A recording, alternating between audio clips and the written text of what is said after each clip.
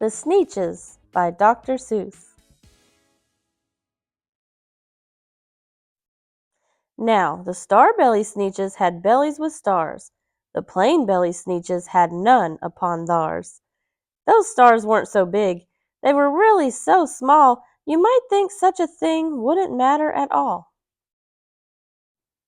But because they had stars, all the star-belly Sneetches would brag, "We're the best kind of Sneetch on the beaches." With their snoots in the air, they'd sniff and they'd snort. "We'll have nothing to do with the plain-belly sort." And whenever they met some, when they were out walking, they'd saunter straight past them without even talking. When the star-belly children went out to play ball, could a plain belly get in the game? Not at all. You could you only could play if your bellies had stars, and the plain-belly children had none upon theirs. When the star-belly Sneetches had frankfurter roasts, or picnics, or parties, or marshmallow toasts, they never invited the plain-belly Sneetches. They left them out cold in the dark of the beaches. They kept them away, never let them come near, and that's how they treated them year after year. Then one day, it seems, while the plain-belly Sneetches were moping and doping along on the beaches, just sitting there wishing their bellies had stars, a stranger zipped up in the strangest of cars. "My friends," he announced in a voice clear and keen, "my name is Sylvester McMonkey McBean. I've heard of your troubles. I've heard you're unhappy, but I can fix that. I'm the fix-it-up chappie. I've come here to help you. I have what you need, and my prices are low, and I work at great speed, and my work is 100% guaranteed." Then quickly Sylvester McMonkey McBean put together a very peculiar machine, and he said, "You want stars like a star-belly Sneetch, my friends? You can have them for $3 each. Just pay me your money and hop right aboard." So they clambered inside. Then the big machine roared, and it clonked, and it bonked, and it jerked, and it burked, and it bopped them about, but the thing really worked. When the plain-belly Sneetches popped out, they had stars. They actually did. They had stars upon theirs. Then they yelled at the ones who had stars at the start. "We're exactly like you. You can't tell us apart. We're all just the same now, you snooty old smarties, and now we can go to your frankfurter parties." "Good grief!" groaned the ones who had stars at the first. "We're still the best Sneetches, and they are the worst.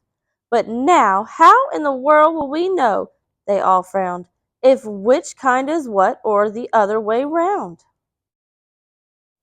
Then up came McBean with a very sly wink, and he said, "Things are not quite as bad as you think. So you don't know who's who. That is perfectly true. But come with me, friends. Do you know what I'll do? I'll make you again the best Sneetches on beaches, and all it will cost you is $10 eaches." "Belly stars are no longer in style," said McBean. "What you need is a trip through my star-off machine. This wondrous contraption will take off your stars, so you won't look like Sneetches who have them on theirs." And that handy machine, working very precisely, removed all the stars from their tummies quite nicely. Then, with snoots in the air, they paraded about, and they opened their beaks, and they let out a shout. "We know who is who! Now there isn't a doubt. The best kind of Sneetches are Sneetches without." Then, of course, those with stars all got frightfully mad. To be wearing a star now was frightfully bad. Then, of course, old Sylvester McMonkey McBean invited them into his star-off machine. Then, of course, from then on, as you can probably guess, things really got into a horrible mess. All the rest of that day, on those wild screaming beaches, the fix-it-up chappie kept fixing up Sneetches. Off again, on again, in again, out again. Through the machines they raced round and about again, changing their stars every minute or two. They kept paying money. They kept running through, until neither the plain nor the star-bellies knew whether one was that one, or that one was this one, or which one was what one, or what one was who.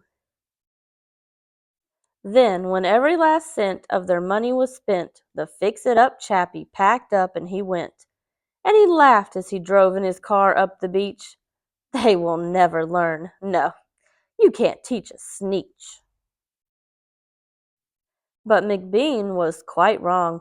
I'm quite happy to say that the Sneetches got really quite smart on that day, the day they decided that Sneetches are Sneetches, and no kind of Sneetch is the best on the beaches. That day, all the Sneetches forgot about stars and whether they had one or not upon theirs. You can find the Sneetches and more stories at The Elf, located at 107 West Main Street in Whiteville, North Carolina.